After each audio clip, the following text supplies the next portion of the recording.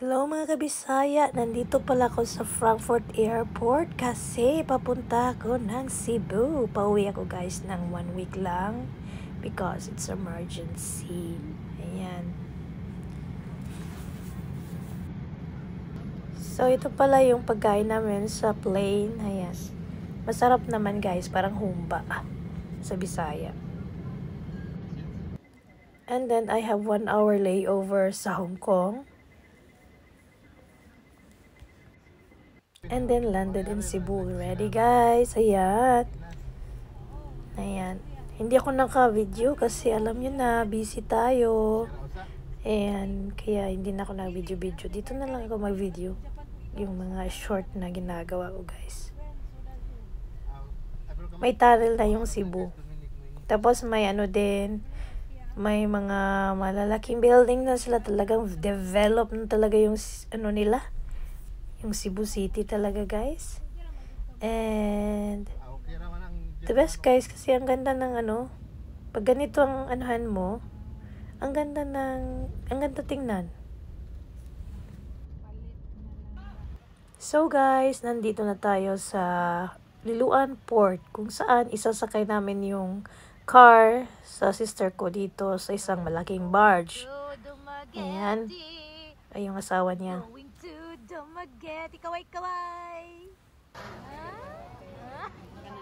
So, kumain kami dito sa public market ng puto at tsokolate for breakfast. Ayan. At ano na rin kami sa public market nila sa gulayan. Bumibili na lang kami kasi may kinakailangan kami dito. Ayan. Napabili na lang sa mga kinakailangan. Ayan guys, ang sarap na mga gulay, di ba? Fresh na fresh. Fresh mga vegetables.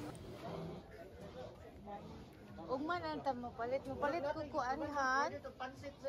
Sa mana? Sudlan ako sa pansit. Pansit? Walay bag. Opak. Di ka tong kuan. Ano tay bag nga mo red? Kanang may handle handle. Styrofoam ba? Ay mo. Wala ka mo butang. Pila. Ayan. Bumili din ako ng pandesal. Yung favorite na pandesal na pang breakfast namin. Kasi nagugutom din ako. Ayan. Kaya lang, ako lang kumain. Yung iba, yung mga ano namin, hindi kumain ng pandesal. Kakatuwa, di ba? Ako lang kumain ng pandesal. Atong videohan ito. Akong ibutang sa mo YouTube channel dong.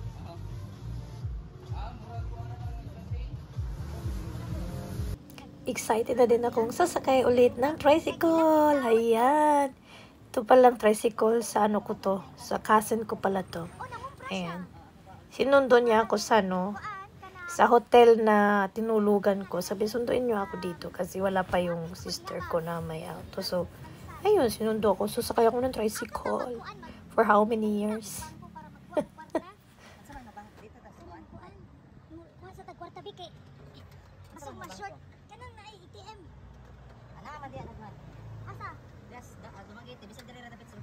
Depende sa kuan sa imong ganahan. Kuan ATM.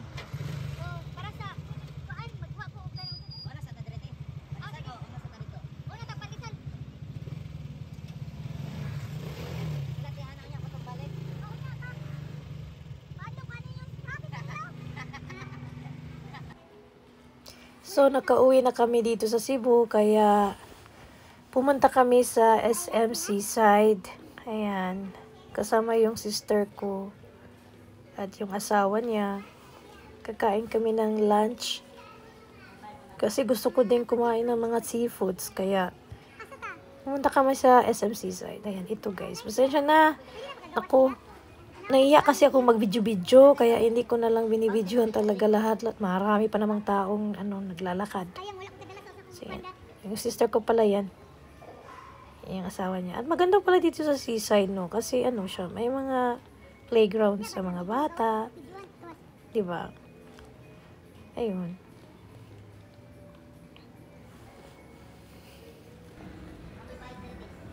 So, dito kami kakain. Nice namang settings nila sa restaurant. Napaganda kasi fresh kasi yung pagkain. Fresh yung isda. Fresh yung mga Yun, tingnan nyo guys. May bangus, mga shells, mga tocino, mga barbecue, may mga isda na fresh, may salmon, mushrooms, may crabs. Ayan guys, dito kayo guys, punta kayo dito. Ang sarap ng kanilang mga food kasi fresh na fresh. Ayan, may yan, mga price na yan, pork 55 na, chorizo 105 per stick. Ayan. O di ba? Ayan o. May mga talaga. Ipaksiw lang. May mga price na yung nila, mga kakainin nyo. Ayan. Ikaw, suman. Ako, kaya sa ako. Kauna, day ka.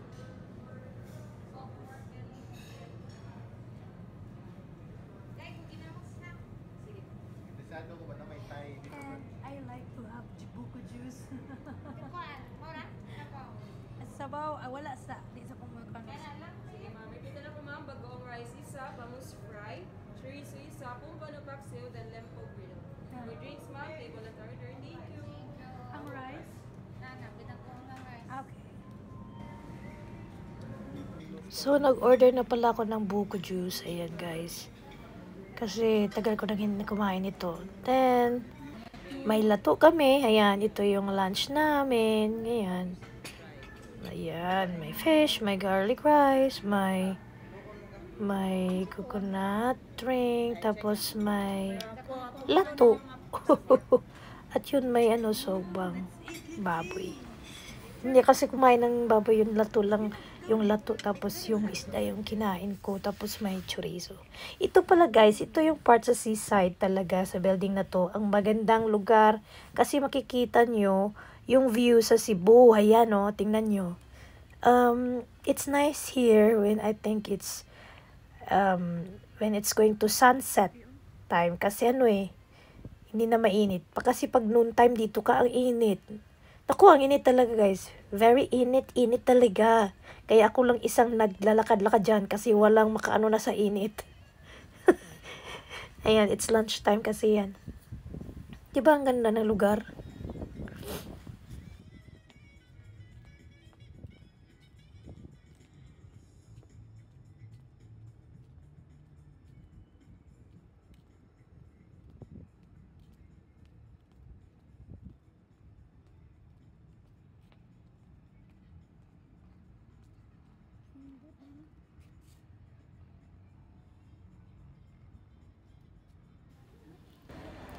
Ayan, then, bumaba na kami. Pumunta kami sa mga shopping, shopping store nila. And ang laki ng building. Ang laki talaga, guys. Very, very big. Or it's huge mall in Cebu. Ayan. Ayan. Ito pala yung bridge na bago sa Cebu, guys. So, may toll to ha. Pag dumadaan kayo dito, magbabayad kayo dito. Pero ang ganda. And I love the design. Ayan ang taas. Para siyang yung pupunta kayo from Denmark to Sweden. O diba? Ang ganda ng paggagawa. Ayan. So guys, then kumain na lang kami ng dinner after. Ayan, ito yung dinner. Nalimutan ko yung restaurant. Tapos dito kami nagkakape. So guys, alam nyo, marami akong na mga restaurant na puntaan, pero hindi ko na-videoan kasi wala akong time. Kasi nakichichika lang kasi ako sa sister ko. Ayan, at dito din kami kumain the last day. And of course, ito yung last day ko, Cebu International Airport. Ayan, nandito na ako sa loob. Ayan guys, pauwi na din ako ng Frankfurt. Ayan. Ang ganda ng international airport sa Cebu, guys. Kung alam nyo lang, I'm very impressed. Kasi hindi crowded. And organized na yung lahat ng mga flight at arrival. So, di ba? Ang ganda.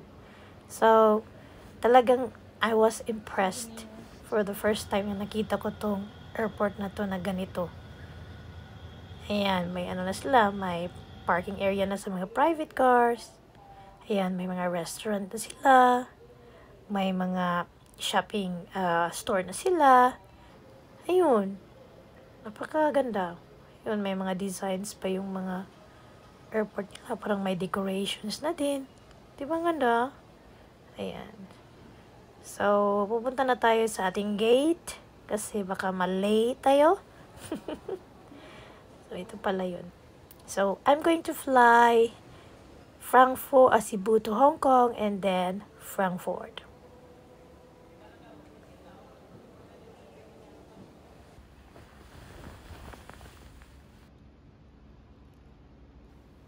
Bye everyone. God bless. See you soon.